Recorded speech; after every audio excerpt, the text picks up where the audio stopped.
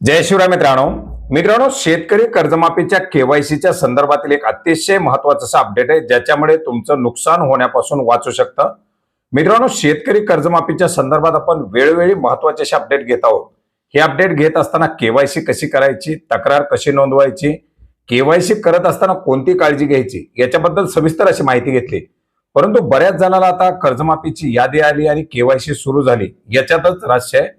त्यांना याच्यामध्ये काय पाहायचंय किंवा काय नाही पाहायचं याच्यामध्ये कुठलंही स्वारस्य नाही आणि परिणामी काय होतंय की केवायसी करत असताना जे काही समस्या येत आहेत किंवा केवायसी केल्यानंतर जे काही प्रॉब्लेम येणार आहेत त्याचं लक्ष राहत नाही आणि आता परत तेच प्रश्न समोर आल्यानंतर सातत्यानं त्याच्याबद्दल विचारणा केली जाते।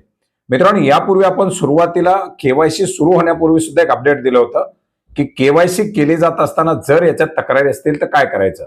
आणि आता केवायसी करताना सुद्धा सांगितलं होतं की केवायसी करत असताना आपला कर्ज खाते नंबर हा व्यवस्थित पहा, त्याच्यामध्ये दाखवलेली कर्जाची रक्कम व्यवस्थित पहा आणि जर ती मॅच होत असेल तरच यस करून केवायसी करा, नसेल तर तुम्ही बँकेमध्ये संपर्क करू शकता। आता बँकेमध्ये याच्या संदर्भातील सविस्तर अशी माहिती दिली जाणार नाही, तरी सुद्धा जर तुम्हाला प्रतिसाद बँकेने दिला तर उत्तम, तुम्ही बँकेकडे विचारणा करू शकता। तुम्ही काही कार्यालयामध्ये जसं तहसीलदार किंवा उपनिबंधक कार्यालयात भेटू शकता, तेही तुम्हाला होणार नाही। मग याच्यामध्ये तिसरा पर्याय तो म्हणजे तुम्हाला तक्रार दाखल करण्याचा, कारण कर्जमाफीची केवायसी केली जात असताना कोणाचं कर्ज 1.5 लाख आहे त्याला रक्कम दाखवली जाते 60,000, कोणाचं कर्ज आहे 2 लाख रुपये त्याला रक्कम दाखवली जाते 1 लाख रुपये, कोणाचं कर्ज 1 लाखाचं आहे त्याला रक्कम दाखवली जाते 1,30,000 रुपये। याच्यामध्ये खूप मोठ्या प्रमाणात विसंगती आलेली आहे आणि विसंगती सह जर आपण केवायसी केली तर आपल्याला कुठं ना कुठेतरी नक्की लॉस होऊ शकतो।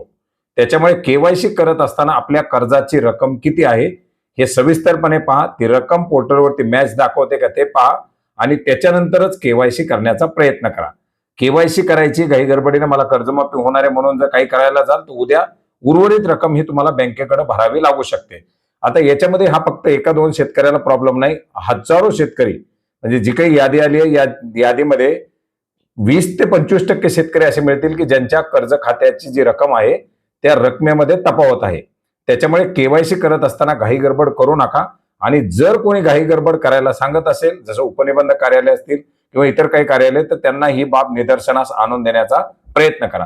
आता बँकेमध्ये जर तुम्हाला संपर्क करून याच्याबद्दलचं क्लेरिफिकेशन दिलं, जर तुम्हाला ते मान्य असेल तर तुम्ही केवायसी करू शकता। ऑनलाईन पद्धतीनं तुम्हाला 2 ऑप्शन विचारले जातात, कर्ज खातं बरोबर आहे का, हो बरोबर आहे। कर्ज खात्यातील रक्कम जी दाखवली जाते ती बरोबर आहे का, नसेल तर त्या रकमेला नाही करायचे। तुमची जी काही तक्रार असेल ती तक्रार त्याच्यामध्ये नोंदवून तुमची केवायसीची तक्रार ग्रीव्हरन्स पूर्ण करायची। अशा प्रकारच्या जर तक्रारी प्राप्त झाल्या तर त्याच्यावरती पुन्हा काहीतरी पर्याय पाहिले जातील, काय एवढ्या तक्रारी येत आहेत आणि त्या अनुषंगाने त्या तक्रारीची दुरुस्ती करून पुन्हा त्या शेतकऱ्यांना केवायसीचा पर्याय उपलब्ध करून दिला जाणार आहे। त्याच्यामुळे घाई गडबड करू नका, चुकीच्या पद्धतीने केवायसी करू नका आणि जर ही केवायसी चुकीच्या पद्धतीने केली, ही रक्कम जर तुम्ही चुकीची ऍक्सेप्ट केली तर तुम्हाला उर्वरित रक्कम भरावी लागेल, त्यासाठी तयार राहा। याच्यावरती आता मोठ्या प्रमाणात आक्षेप आलेले आहेत, मोठ्या प्रमाणात तक्रारी आलेल्या आहेत। या बाबी ठिकठिकाणी लोकप्रतिनिधींच्या निदर्शनास आणून दिल्या जात आहेत।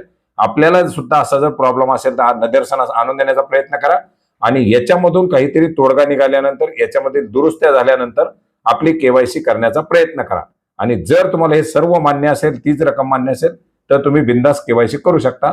परंतु रक्कम जर मान्य नसेल तर सांगितलेल्या 3 पर्यायापैकी एक पर्याय निवडू शकता किंवा ऑनलाईन पद्धतीने तुम्ही तुमची तक्रार दाखल करू शकता। धन्यवाद।